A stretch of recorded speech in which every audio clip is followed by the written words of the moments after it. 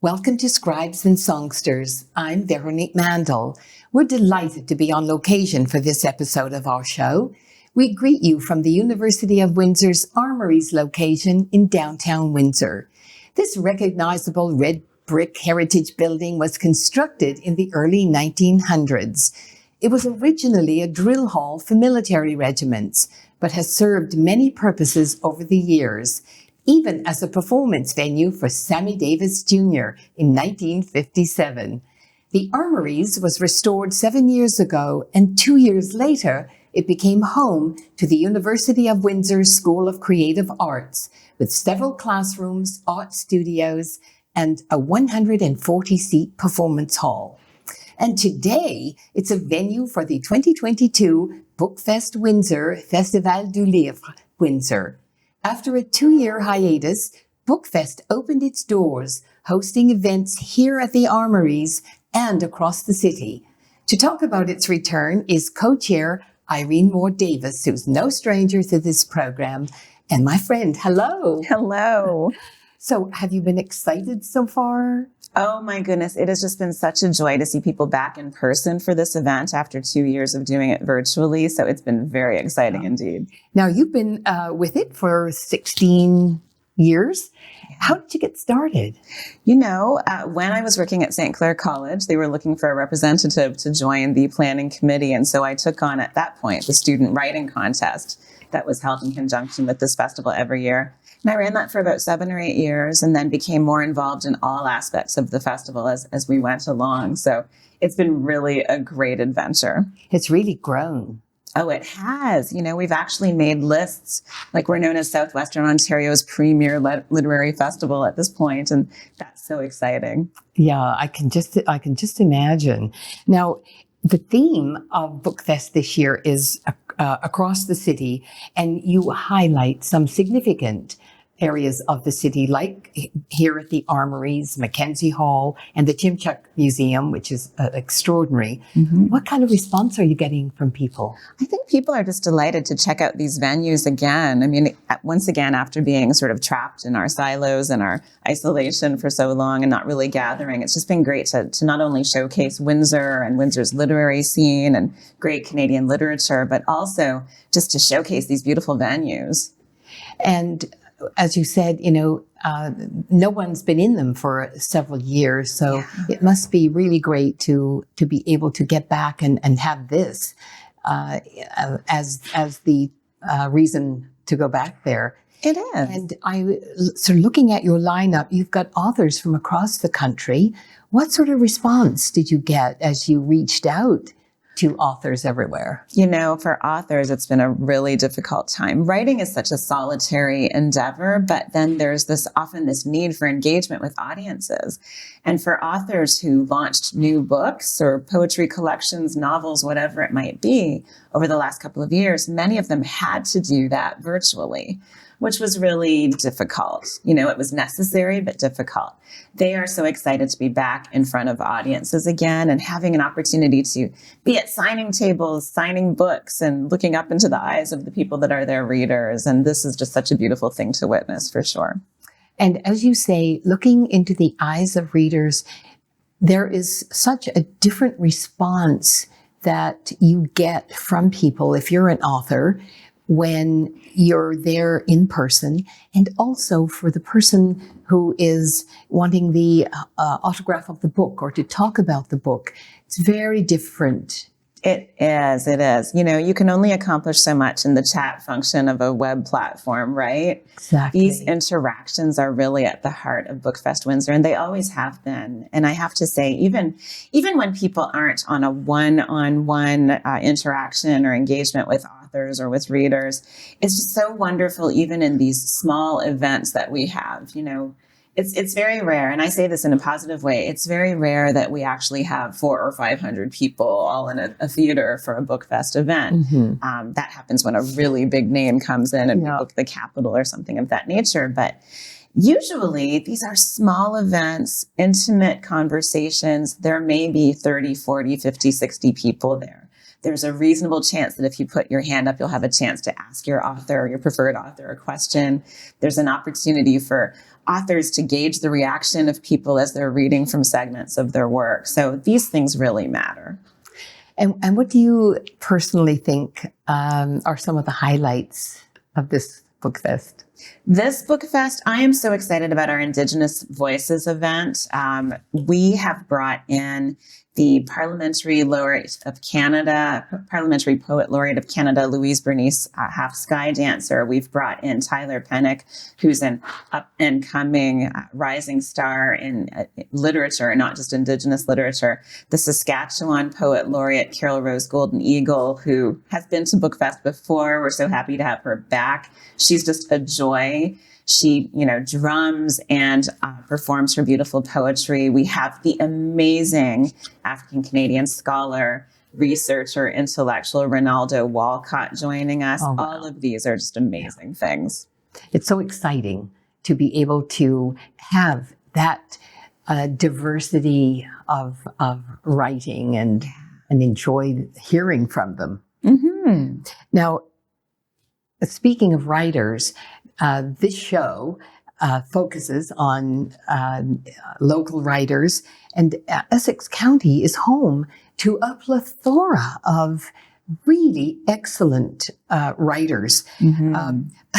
Is there something about this area that sort of inspires people? Yes. I mean, I don't know exactly what it is. I don't want to say it's in the water, but we have such an incredible literary community here in Windsor and Essex County. And, Karl Jirgens, I think, is the one who has said that we punch well above our weight in terms of our literary output.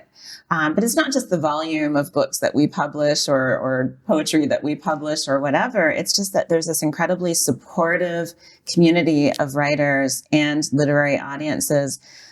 There's a constant array of book readings and signings and poetry nights and wonderful things happening across this region all the time. Bookfest is an opportunity for us to highlight that, but also bring in people from across Canada so that they can engage with our local writers and with our local audiences.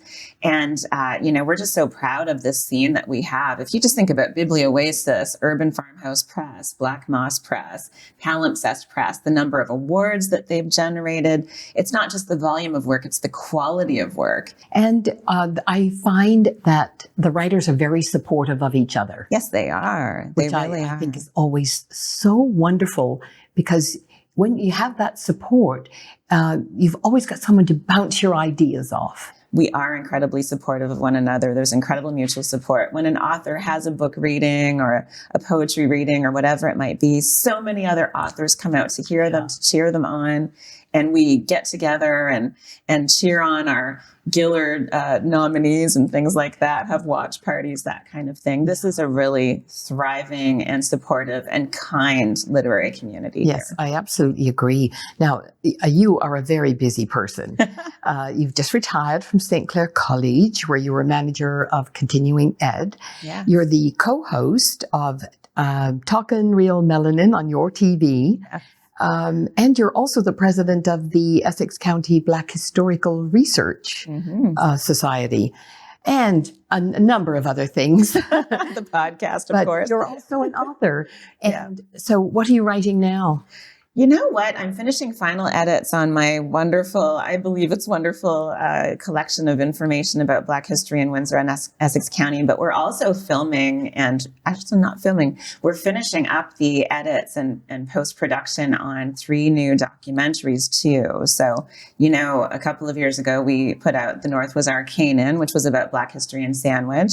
Now we have 3 short films called Across the River to Freedom, which focus on Thornton and Lucy Blackburn, Henry and Mary Bibb, and Carolyn Quarles Watkins and Ellen Watkins, and those are being rolled out this fall. So we're so excited about that. Yeah. And then there's the McDougall Street Corridor Project. We were able to attract over $250,000 in funding from the federal government to assist us in telling the lost stories of McDougall Street Corridor, which are, that was basically the premier residential and business Black district in Windsor, and it was mostly torn down during urban renewal in the mid-20th century. So we're producing a website, a walking tour, a mobile app, some films to go with that. It's just really exciting work. Oh my goodness, is it ever? I can't wait to hear more about that. Yeah. So we're running out of time, Okay. which is always awful. Yes.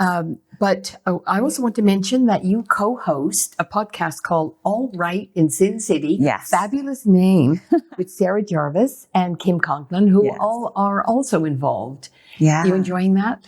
Oh, tremendously. You know, we hit our 100 episode mark earlier this year. We talked to lots of local writers, but also authors from all around the country that are published by our local presses, and occasionally people that are coming here for Bookfest and things of that nature. And I do have to say, Kim Conklin has launched her new novel, her debut novel, King of Hope. It made the CBC Fall 2022 must-read list. And she was here last night. As of the taping, she was here last night, and it launches today. So I hope everybody reads that book. It's tremendous. We'll have to be in touch with Kim. Yeah. Thank you so much, Irene. Thank you. To find more about Bookfest Windsor and other literary events in our community, check out their website at literaryartswindsor.ca. I've been attending Bookfest for many years. So now that we're back together after COVID and we were only virtual then, I knew I had to be back here to attend as many of the programs as possible. I like books. I have written two really. So listening to the fictions and non-fiction was most interesting for me. I also attended the poetry reading at Mackenzie Hall, very informative. And last night they had music and even had us up dancing. So it was quite entertaining. Well, I've been attending Bookfest Windsor since, I think 2006 or 2007, when I was in town, if I wasn't traveling. But why did I come this year? Because I really liked all the venues, and I really thought having a variety of venues was a great idea. And the great authors that are here and performances, etc. So it's always good to celebrate the books, and you always learn something new at Bookfest Windsor. You know, it's not just about books, it's about experiences and getting different perspectives from the authors. My name is Michael Trussler. I'm the author of a memoir called The Sunday Book. I've been invited here by Palimpsest Press, which is the local press that published the book. And the Writers' Festival is a wonderful place for writers to read from their work, take questions, meet readers, and just speak to them about literature and why we love books. That's why I'm here, and I'm delighted that I was invited. Our second guest has an esteemed literary pedigree. Karl Jirgens is a professor emeritus at the University of Windsor, as well as occupying this role and that of the former chair of their creative writing program. Karl is an author, editor of scholarly material, and has edited and published the journal Rampike. Contributors to this international publication included nominee and winners of the Booker, Pulitzer, and Writers' Trust Awards, among others. Karl, one of the speakers at Bookfest Windsor, joins me now to discuss his latest book, The Razor's Edge. Welcome to the show. Well, thank you very much. Thank you for having me. And thank you to you, Veronique Mandel, and to Liz Petapis-Phillips for having me here, and to the folks at home for watching. Awesome. So now, the name of your book, The Razor's Edge, is also the name of the 7th of your 9 chapters. But it seemed to me that its meaning resonates throughout the entire book. Well, yes. The book's title is swiped from a novel by Somerset Maugham, on which they made 2 movies. The first movie had a lot of people winning big prizes for it, and the second one, fewer prizes. But like Somerset Maugham's novel, this collection of short stories, which I call a novel collection of short stories, has a protagonist who is disenchanted with the world and is seeking greater meaning. So very much like Mom. So I'm riffing from that a little bit. Now, you weave dream tales with historic places, things, and people. How much is fact? Oh, well, asking that kind of question to a writer is always problematic because how much of reality do we weave into our writing? We could say 100%, or I could say 0. It's somewhere in between there. So I just don't know how to answer that question because it's influenced by my life, but also at the same time, I've invented and I've extrapolated things and I've embellished. So I just don't know how to say how much. And you, it seems to me, are also woven throughout this book. How much is really you? Well, same answer, I think, yeah. Parts of it are autobiographical and parts of it are not. I would say at most 30% is autobiographical, but a lot of it's embellished and invented.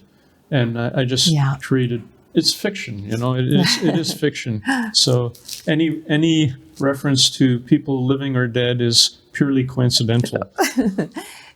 So you have a very interesting background, family background. Your family heritage is in Eastern Europe? Well, yes. My folks are both from the Baltic region, which is just opposite Sweden, and they're both Latvian. And Latvia is very similar to the situation in Ukraine right now because it was occupied by Russia, as were the other Baltic states, Lithuania and Estonia. And they regained freedom when the Soviet Union collapsed due to overspending on their military might. And as a consequence, they found freedom. But my folks migrated to Canada after the Second World War because they were afraid that they were going to be put to death. And several of my uncles were sent to the Siberian Gulag as a result of the war, even though the war was over. And some of them died there. So, yeah, so interesting family background. It's a very rich background, I guess. Yes, indeed. Now, I'd like to talk about a couple of the characters in the book. The first woman we hear about is Sarah. I found her really interesting and weird. At one point, she says, I couldn't decide whether to kill myself or go to the laundromat. It's just so awesome and so rich. Did you like that character? Again, it's based on a person who I knew back in my days in Toronto, but again, largely invented, yeah.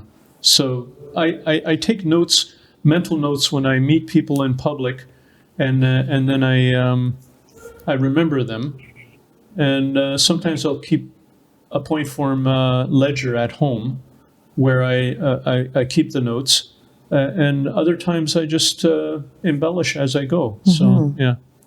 And also the mother and other family members, did you draw that from your family? Largely, yes. I remember, things like my mother's catering business and the fact that there was a crisis in the Cuban Missile Crisis when Khrushchev was hammering his shoe on the United Nations table, and President Kennedy at the time was opposing him and trying to block the nuclear deployment, I guess would be the word in Cuba. And so I draw a bit of my youth into there.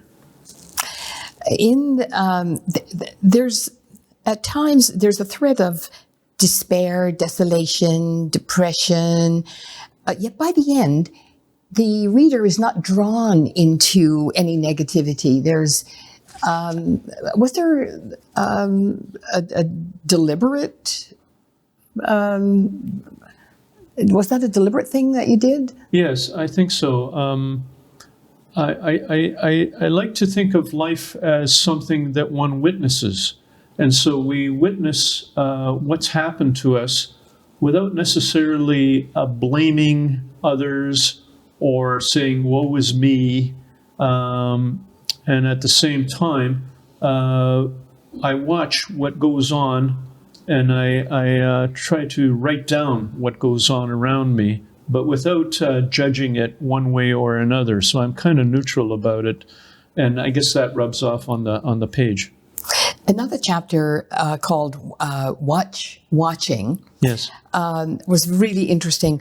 Did you use the watch as a metaphor for the woman character?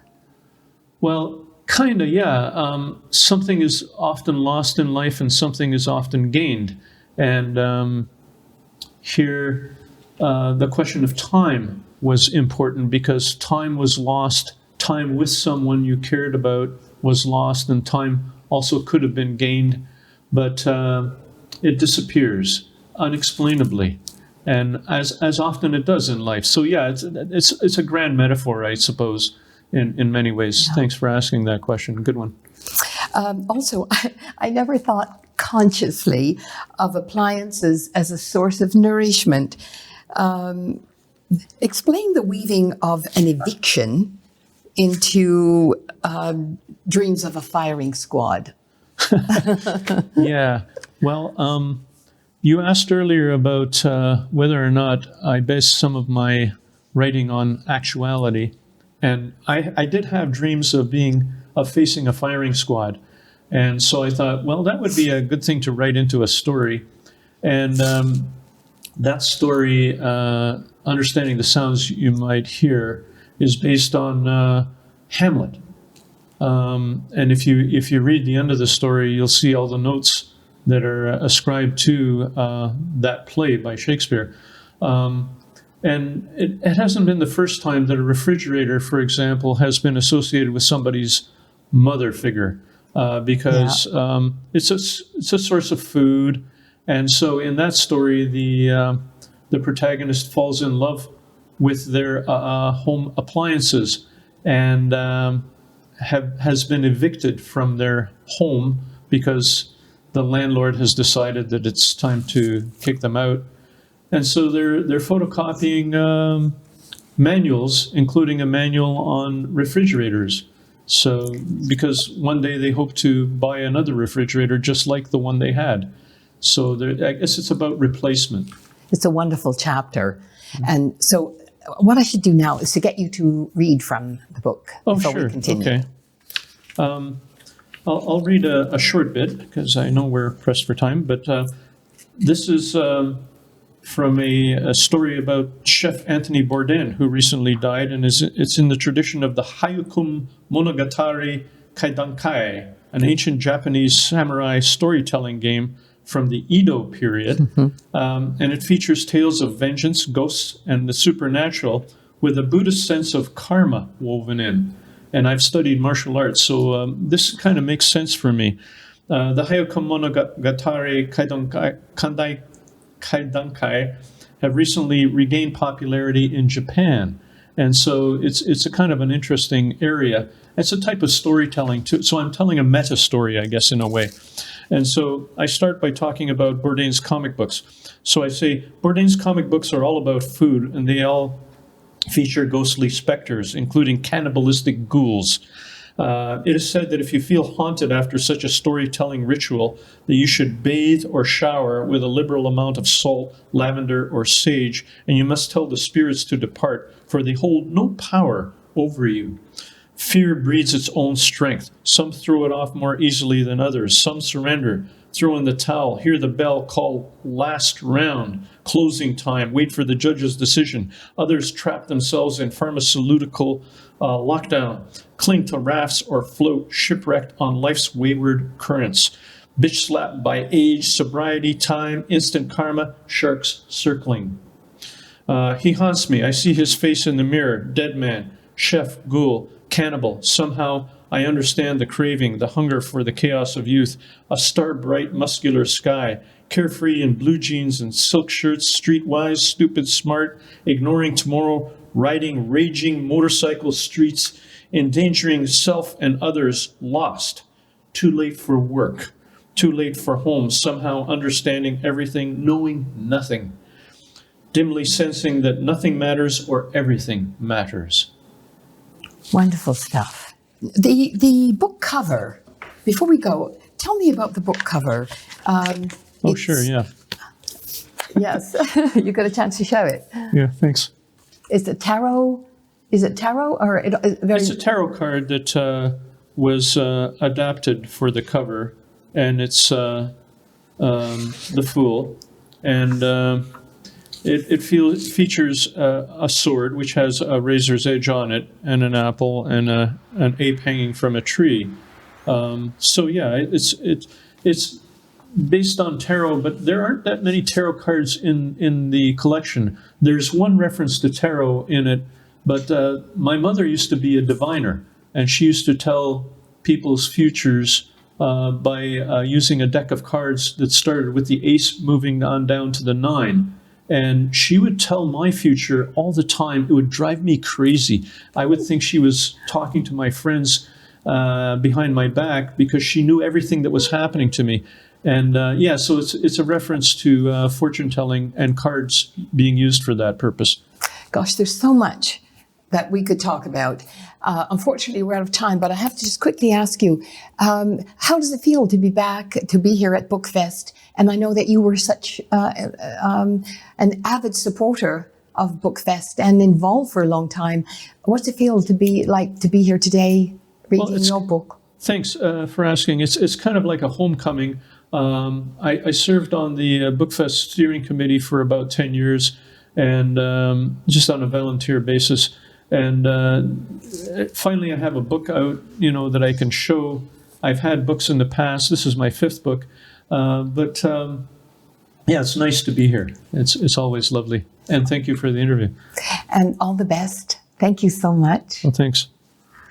Well, that's all for this episode of Scribes and Songsters. Many thanks to our guests, Irene Moore Davis and Karl Jirgens. Thanks to our Scribes and Songsters team, producer Liz Pettipies-Phillips, technical producer and editor Gary Glass, social media manager Michelle Fortier, and consultant Brian Sweet. Grateful thanks to Tony Toldo and the Toldo Foundation, and to Neil and Tina Queering for their support. Thank you for watching. Hope to see you soon, right back here on Scribes and Songsters. I'm Veronique Mandel. Bye for now.